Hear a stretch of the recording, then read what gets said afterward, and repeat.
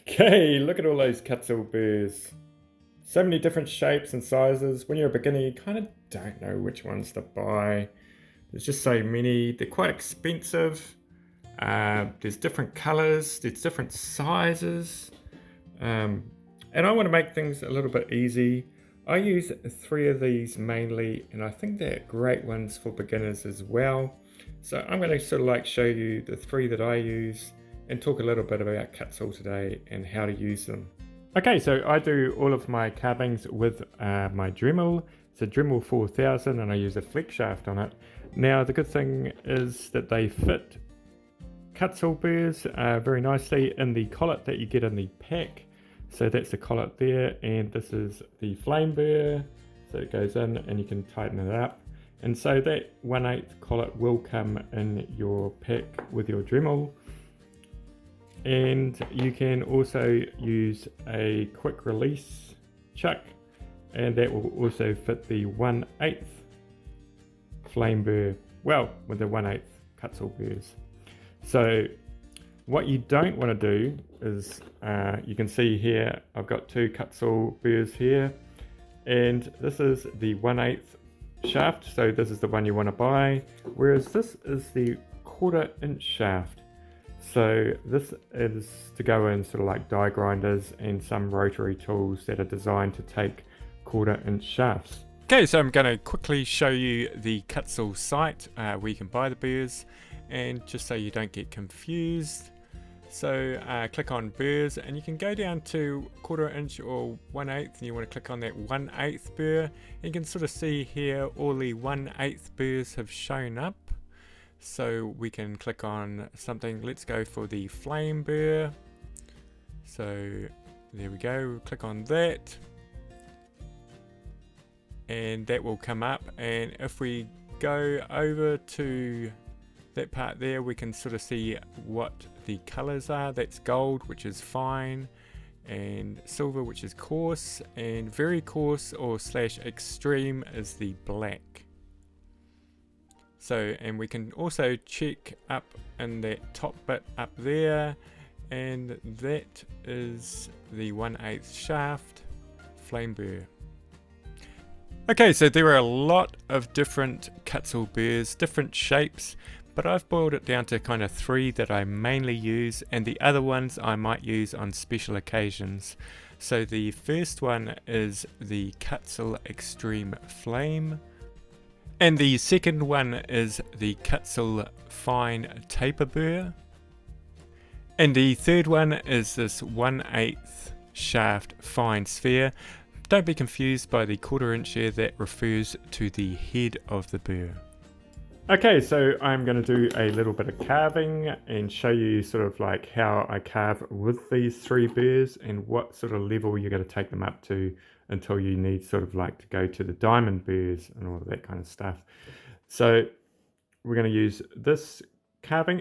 But first I'm going to say a few things about safety and the danger of using these burrs. Okay, so if we look at that extreme burr, we can see it has a lot of kind of points on it compared to the gold burrs. So it's going to grip a lot. It's like a motocross tire, you know, it's going to grip onto the wood, so it's going to pull one way. And in certain areas, it's going to pull more than other areas. So on the flat plane there, it's not too bad. But say if you're getting up to this point up here, just on that point, it's going to really rip over that and probably shoot off, and you just need to be aware of that so it doesn't happen to you and you haven't got your hands in the way. Now you can always wear leather gloves as well for added protection, and there is a link there to a video that is especially for safety. Okay, so the first demonstration is with the Kutzall Extreme Flame Burr, and you want to put it into the collet sort of like almost all the way in. The manual says you need to be a little bit further in than halfway. I like to go sort of like about there. It depends on the carving as well, you can leave it out a little bit further, but just don't press it as hard.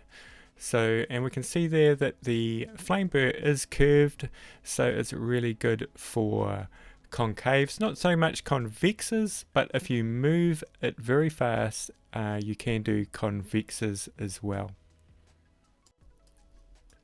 Okay, so I am running this at full speed, and essentially the flame burr is really the shaper. It sort of blocks out carvings, so I'm going to put in the main kind of shape of the beard and the mustache, and maybe deal with that eye and cheek a little bit on the left hand side as well. So the flame burr really has like that side bit and the pointy bit on the end, so just be aware of that when you're shaping things. You don't really want to plunge the any Kutzall burr into the wood too hard, because you run the risk of breaking a flex shaft. I think I've only broken one in about 6 years, so my approach is a very sort of like a light carver, you would say. I'm not really that aggressive when it comes to carving. So we have here, I'm just sort of like showing you you can get sort of like a lot of control with that flame burr, and I'm sort of doing a convex there just by going quickly over the surface and not sort of resting it in one area, so it goes into a convex.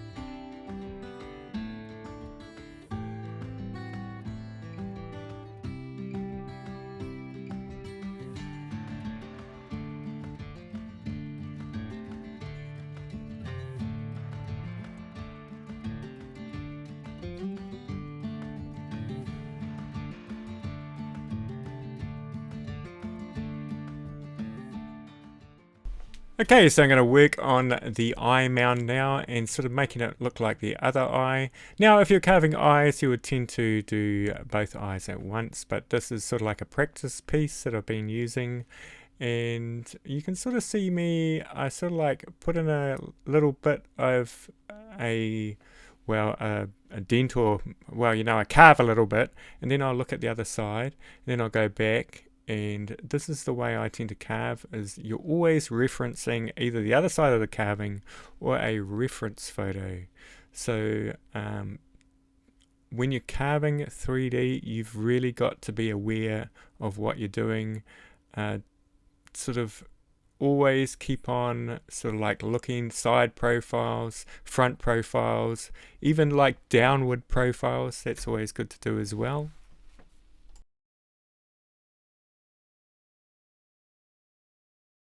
So you could really see the Kutzall flame burr is all about putting in the shapes and getting it ready to put in detail.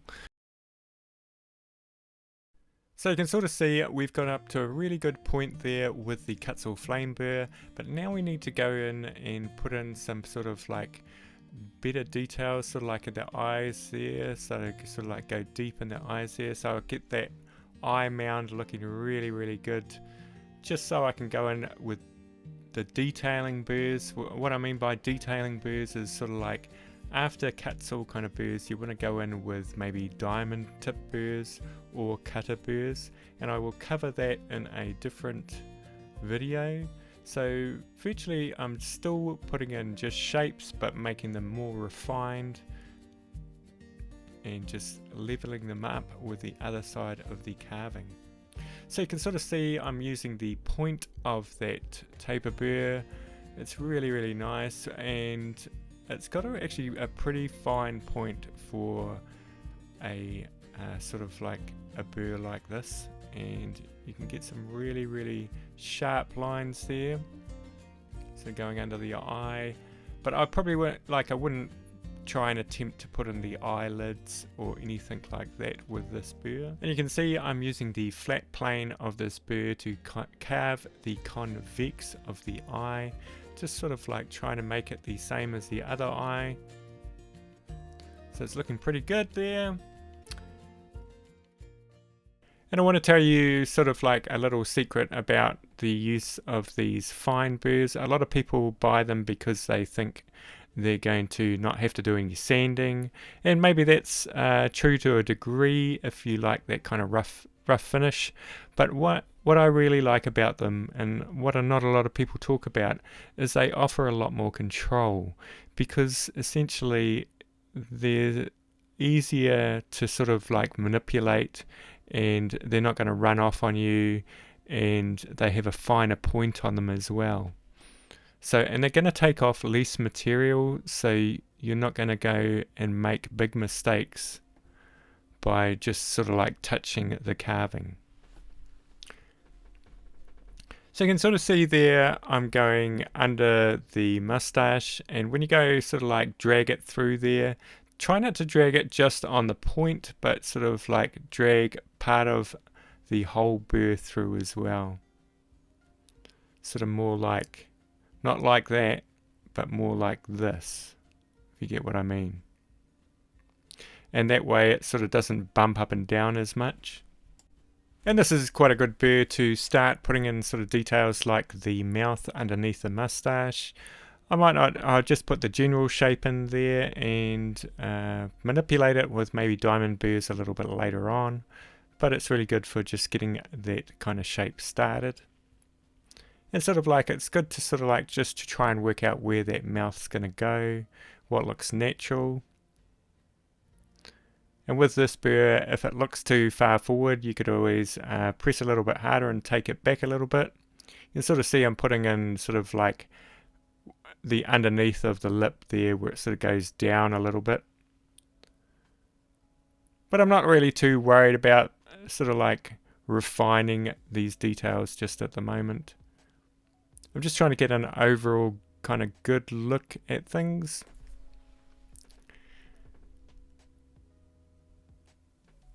I'm just putting in that convex there, sort of like using that flat plane again. Okay, so now we're going to move on to the Kutzall sphere burr, which is also fine. What I find with this one, it's really, really good for smoothing things out and taking general kind of shapes back a little bit and all of that kind of stuff. It's really good for that transition between the nose and the cheek. It's sort of like a good general burr. You're not going to get much detail with it, but it's quite a sculptural burr, and what I mean by that is it's sort of like good to make sculptural kind of forms. It sort of flows into each other and all of that kind of stuff. So you can get really kind of smooth lines kind of happening if you want. I sort of use it to sort of like level out sort of sharp edges and all of those kind of things. Maybe the end of the nose and all of that.